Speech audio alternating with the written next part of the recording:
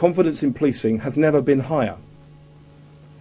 We have put more police officers into neighbourhoods than at any time in the past, and we are dealing with the needs of vulnerable communities in a way that is unprecedented. I am not going to see that compromised.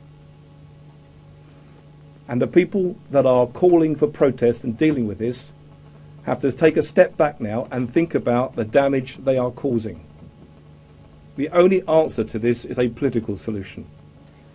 But at the moment, I am taking large numbers of police officers away from their day-to-day duties in order to police the disturbances. Now, we will deal with that, and we will not compromise that very personal way of policing, that community policing style, and we're not compromising that.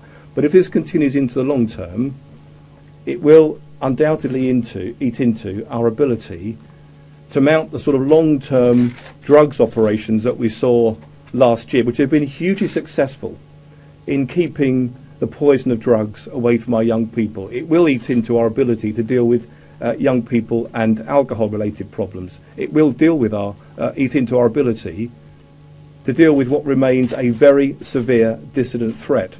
So as Chief Constable, I'm taking, for me, the unusual step of calling directly now for protests, if not to be ended, to take a step back, for the violence to come to an end, for responsible voices to be heard, for elected officials to be given the opportunity to resolve the grievances that have been aired, and that has to be done only through a political route.